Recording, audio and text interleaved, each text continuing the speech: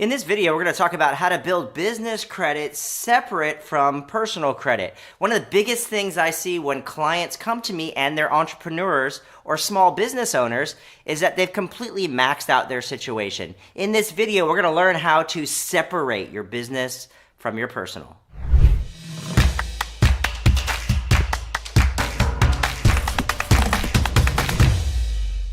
In today's video, we'll be digging into why establishing business credit separate from personal credit is the best way to increase funding for your business, how not separating your business finances from your personal credit can greatly hurt your personal credit and personal credit score, and most importantly, I'll share with you tips on how to get your business credit started. According to the Federal Reserve of New York, over half of small businesses that apply for funding get denied. The number one reason they get denied is because they have poor personal credit. The number two reason they get denied is because they have no established business credit. For those that have excellent business credit, they have a much higher probability of getting massively more funding on the business credit side of things.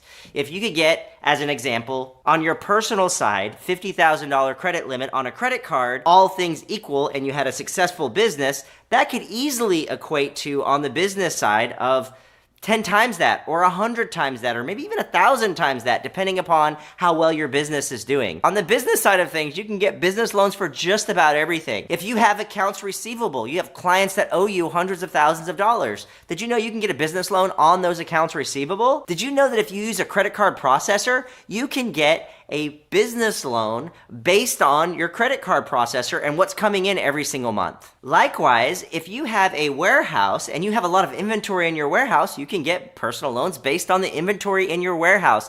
There are literally dozens of ways that you can get funding for your small business if you have decent business credit. So there's just some great kind of funding opportunities on the business credit side of things. However, it's really important to keep your personal situation separate from your business situation. And the predominant reason is because if you max out your personal credit with business expenses, then your personal credit falls dramatically. There's lots of problems that can be had on the personal side of things. Now, let's say that you're using your personal credit to fund certain transactions on the business side of things, and you're waiting for people to pay you so that you can pay off your personal credit. If those people don't pay you, your personal credit gets destroyed. And another thing that can be problematic if you max out your personal situation, that if you have some kind of personal need, have a medical issue, you have a car that breaks down, you just need some extra money to float, if you've maxed out your personal situation because you're trying to take care of your business, then you can really watch your personal financial world go down very quickly. Before we get into establishing a business entity and building business credit, please like my video and subscribe to my channel. I'll be working hard to bring you a relevant video over personal finance, credit, and also lending every day during the week. Okay, so now we're going to talk about, first of all, if you don't have a business and you're looking to set up your business, there's some simple things you can do to get your business set up so that you can be eligible for business credit. The first thing you need to do is you need to go to the IRS and you need to get an employer identification number set up. It's called an EIN number. You can go to the IRS, you can Google EIN IRS, and you can submit an application. It's a very easy process. You need that EIN number because it's going to be what's tagged to all of your transactions on your business side of things. The next thing that you want to do is you want to choose your business structure. You might be a sole proprietor, you might be an LLC, you might be an S Corp. You need to really talk to a tax pro to see what option benefits you the most. And then once you decide what option benefits you the most, there's some very simple ways to get that business set up. You can do it yourself, which is not necessarily the worst idea, or you can use LegalZoom or Rocket Lawyer. I use LegalZoom occasionally for certain things. It's real easy, they're real good at what they do, and it's very inexpensive, and you know it's going to be done correctly by an attorney. Now, I can tell you in terms of setting up your entity, LLC is what makes the most sense for most people. And the reason is because it separates me as a person from my business. The business is its own entity. It can be sued.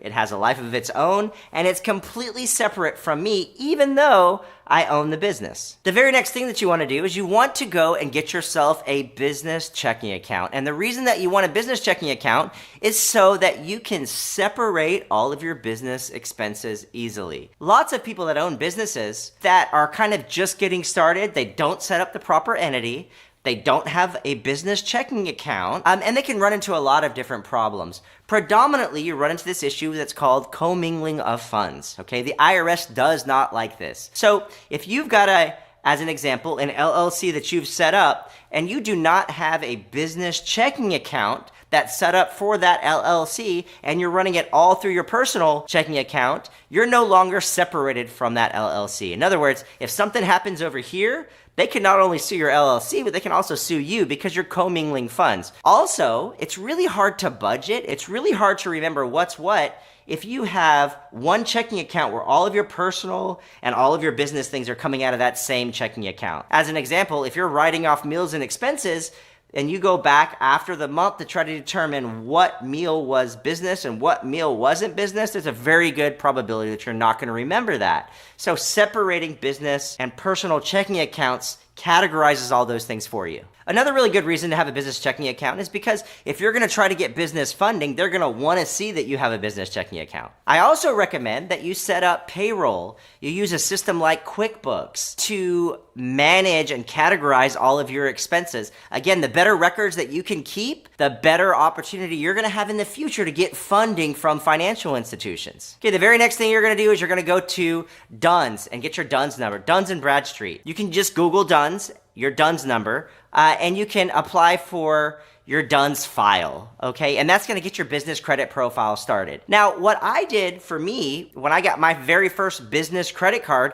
is I didn't have a business credit profile. I just applied for a credit card, and because of my good personal credit, I was able to get a business credit card that had a $40,000 limit right from the get-go. I never had business credit that was established, but I did have a long-standing relationship with the bank that I went to, so they already knew what kind of borrower that I was. If you don't have good personal credit, which means that you're probably not going to be able to get a high-caliber business credit card right from the get-go, there's lots of suppliers that you can apply for credit lines with them. That'll give you net 30, net 60 days to pay them, and that'll be reported to your business credit profile. A couple of those vendors that I recommend are going to be Office Depot, Lowe's, Uline, all of those companies, and then there's also a ton more, will give you either a credit card or a net 30, net 60 type of account that can establish your business credit pretty easily.